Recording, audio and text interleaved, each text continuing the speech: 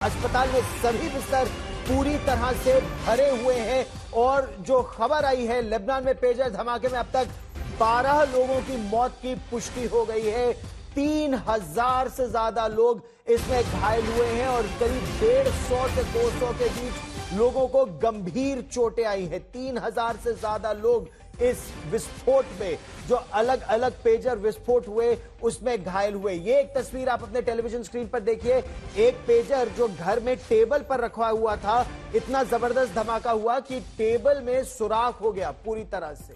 कल शाम 5 बजे स्पीच देने का ऐलान किया है। इसकी जानकारी हसन नसरल्लाह की टीम की ओर से, यानी हिजबुल्लाह की तरफ से जारी कर दी गई है। बयान दिया गया है हसन नसरल्लाह की ये स्पीच पेजर धमाकों के बाद होगी, जिसमें हिजबुल्लाह ने अपने कई लड़ाकों को गंवा दिया है। 12 मारे गए हैं, 3000 से ज्यादा घायल बताए जा रहे हैं, जो ऑपरेशन में भाग नहीं ले पाएंगे और उनकी सुरक्षा में और लोगों को अब लगाना भी पड़ेगा। दूरसंचार का इस्तेमाल कर रहे हैं, वो सबके सब इस वक्त न्यूट्रलाइज हो चुके हैं, तो इसमें उनकी जो मारक क्षमता है वो बहुत कम हो गई है, पहली बात। दूसरा बात उससे भी ज्यादा ये है, साइकोलॉजिकली ये बहुत बड़ा इसके हादसा है पूरी इनकी फोर्स के लिए। अब इनको इससे निकलने में काफी समय लगेगा और इजराइल ने ये जो अगर इन्होंने एक्शन किया है, इस एक्शन से पूरी बाजी इन्होंने पलट दी है और इस वक्त हिजबुल्लाह जो है वो बैकफुट के ऊपर है। हमास एज इट इज वो काफी वीक हो चुका है। ऐसी हालत के अंदर अगर ये जो बातचीत चल रही है उसमें इजराइल का पलड़ा है वो काफी हैवी हो जाएगा और हो सकता है इजराइल इस बात के लिए बाकी अपने अपोनेंट्स को एग्री कर ले कि होस्टेज जो है उनको रिटर्न कर दिया जाए और धीरे धीरे करके आपस में बातचीत करके इस प्रॉब्लम को सॉल्व किया जाए। लेकिन ये बहुत ज्यादा शायद ये मुनासिब ना हो पाए आज की तारीख में, क्योंकि हमारा काफी इक्विपमेंट बाहर से आता है।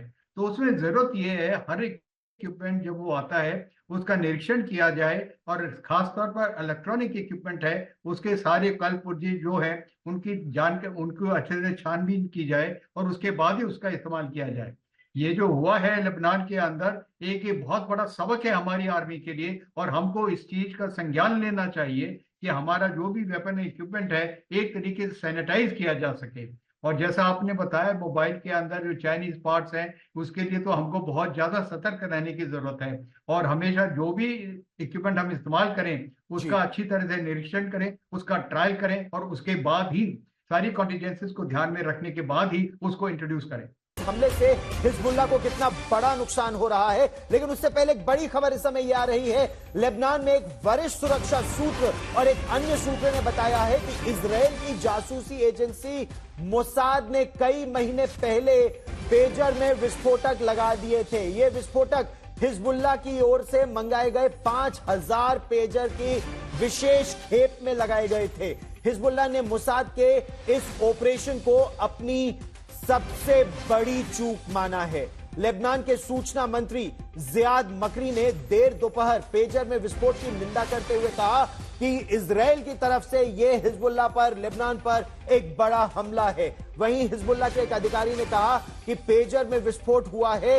इजराइल के साथ लगभग 1 साल के संघर्ष में हिजबुल्लाह की सुरक्षा में अब तक की यह सबसे बड़ी सेंध है। तमाम पेजर दक्षिणी लेबनान, बेरूत के दक्षिणी उपनगर, जिन्हें ददिया के नाम से जाना जाता है, दहिया के नाम से, पूर्वी बेका घाटी में फटे हैं।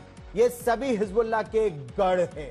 2 सुरक्षा सूत्रों ने रॉयटर्स को बताया कि हताहतों में हिजबुल्लाह के कई लड़ाके शामिल हैं, जो सशस्त्र समूह के शीर्ष अधिकारियों के या तो परिवार के सदस्य हैं या खुद शीर्ष अधिकारी हैं। उन्होंने बताया कि मारे गए लोगों में से एक अम्मार का बेटा है। इस हमले में बेरूत में ईरान के राजदूत मुज्तबा अमीनी की एक आंख चली गई और दूसरी आंख बेहद गंभीर है, वह गंभीर रूप से चोटिल है। उनका पेजर उस वक्त फटा जब वो आए, मैसेज लगातार पेजर बज रहा था, बीप साउंड को बंद करके वो मैसेज पढ़ने की कोशिश कर रहे थे जब विस्फोट हुआ।